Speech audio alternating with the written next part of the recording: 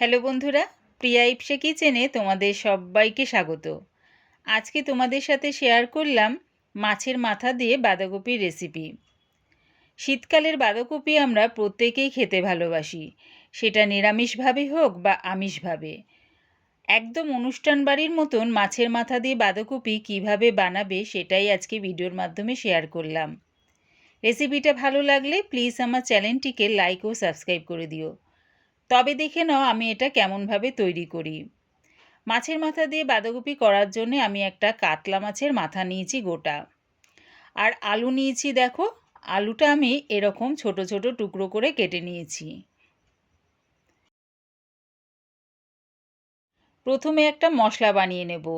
গ্যাসটাকে মিডিয়ামে রেখে একটা কড়া বসিয়ে দিয়েছি। তার মধ্যে দিয়ে দিলাম 4টে ছোটো এলাচ, 1 টুকরো দারচিনি, 1 চামচ সাদা গোটা জিরে, 1 চামচ গোটা ধনে। এগুলো একটু হালকা করে ভেজে নিচ্ছি। যখন দেখবে মশলা থেকে সুন্দর একটা গন্ধ বেরোচ্ছে, তখন এটা নাবিয়ে ঠান্ডা করে মিক্সির জারে দিয়ে গুঁড়িয়ে নেব। ওই কড়ার মধ্যেই দিয়ে দিলাম বেশ খানিকটা সর্ষের তেল, আর দিলাম 1/2 চামচেরও কম নুন, আর 1/2 চামচেরও কম হলুদ গুঁড়ো। নুন হলুদটা দিয়ে তেলের সাথে মিশিয়ে নিয়ে মাছের মাথাগুলো দিয়ে দিলাম। মাছের মাথাগুলো দিয়ে তেলের মধ্যে নাড়িয়ে চাড়িয়ে চাপা দিয়ে এটা ভেজে নেব। তার কারণ হচ্ছে মাছের মাথাগুলো কিন্তু ভীষণ ফাটে, তাই চাপাটা দেখো অল্প একটু খুলে আমি মাছের মাথাগুলো ভেজে নিচ্ছি। আমি তেলের মধ্যে নুন হলুদটা দিয়ে মাছের মাথাটা ভাজি।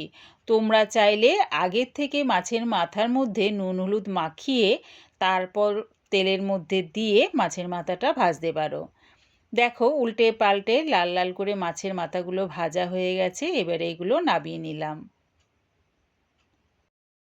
ওই মাছের মাথার ভাজার তেলের মধ্যে দিয়ে দিলাম ফোড়নের জন্য একটা তেজপাতা 2 টুকরো করে, আর দিলাম 1/2 চামচ সাদা গোটা জিরে।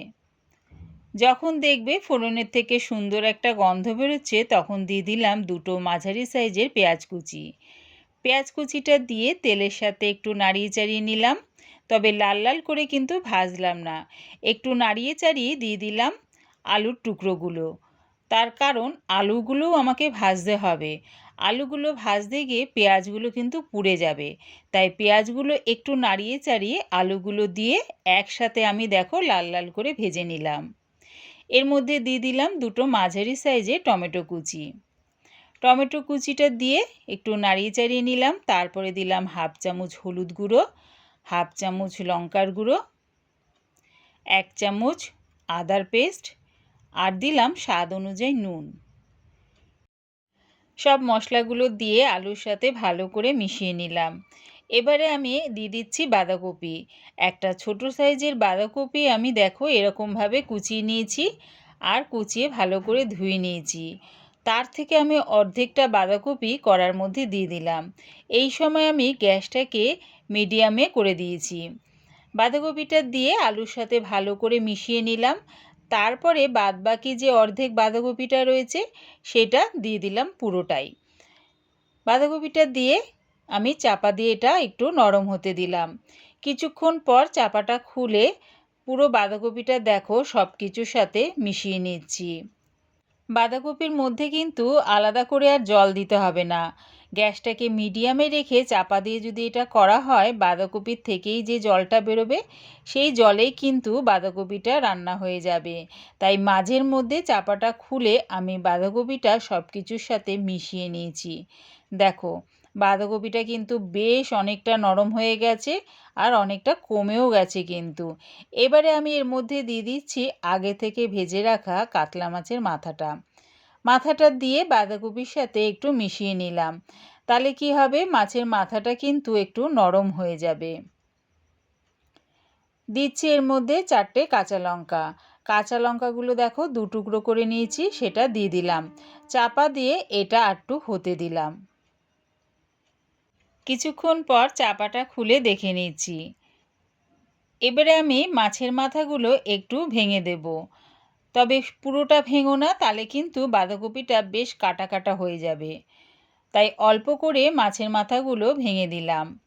আর এদিকে দেখো আলুটাও কিন্তু খুব সুন্দরভাবে সেদ্ধ হয়ে গেছে। বাঁধাকপিটা কিন্তু প্রায় আমার হয়েই এসছে। যে মশলাটা আমি বানিয়ে রেখেছিলাম সেটা দিয়ে দিচ্ছি 2 চামচের মতন।